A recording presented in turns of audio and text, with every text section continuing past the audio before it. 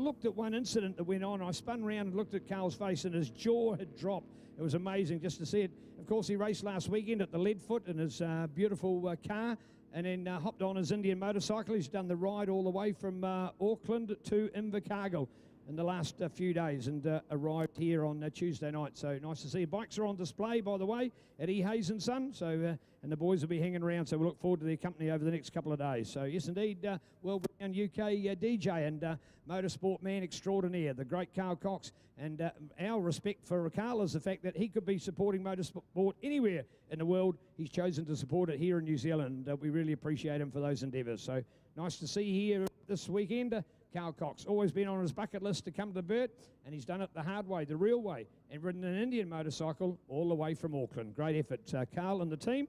Nice to see. All right, not too far away now for some more action. Remembering, any of the refueling that goes on, you'll see the riders for refuel are right over there at the bottom of the pits. There's a proper eco pad that's laid down on the ground, and it's part of our Environment Southland Department of Conservation, making sure we look after these dying little molluscules, the toharoa, because you're in toharoa territory here. So we're only too happy to respect them. They were here before us, and hopefully they'll be here long after we've gone. All right, an opportunity to talk about our bikes. I'm back with Kevin at the moment, and we've got our stream liner out. Tony, he's going very close to the water there at the moment. Oh, here we go. And the big bike will come out as well. So Tony's got to turn around. Watch the turning around. Watch the turning around, folks. That's the side that the exhausts are on as well. That's the side the exhausts are on, so much harder to turn that way. Very tricky to do. We've taken the outside of the streamliner off, so it gives you a better opportunity to look at the bike. There it is, the exact replica of the world's fastest Indian. Back with Kev at the moment. Kev, you were talking about the effort that goes on to the Spirit of Munro. It's not actually the bike that you find on the showroom floor. No, the Spirit of Munro is, a lot of people think that it's a corporate event. It's corporate sponsored, it's big business.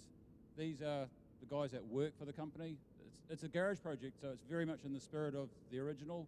They tinker after hours in their garage. They built the bike. It should have another record for the world's fastest Salt Lake build.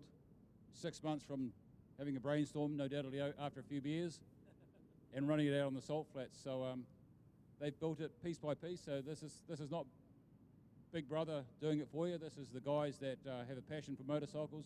They knock off work. They go in the garage until the wee hours of the morning making this thing go. So it's awesome to see it here.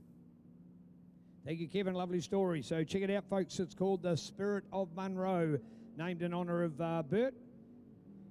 We understand that the record of Burt is locked and loaded effectively because there won't be another Indian to take it in that capacity. So this machine that's come along is actually doing it in a different class than what Burt had. And there you are. Look at them side by side. Great to watch. Tony Rees, inducted into Motorcycling Hall of Fame, New Zealand's current greatest motorcycle rider, I should say. Yes, started in motocross as well. I remember the day when I turned up to a moto and he was riding and thought, wow, this guy's got some potential. Next thing was on a Suzuki RGV 250 during what we used to call the 250 production racing. Remember him going around the great Wanganui Cemetery circuit. And then, as they say, the rest is history, and has become one of New Zealand's elite and the greatest motorcyclists.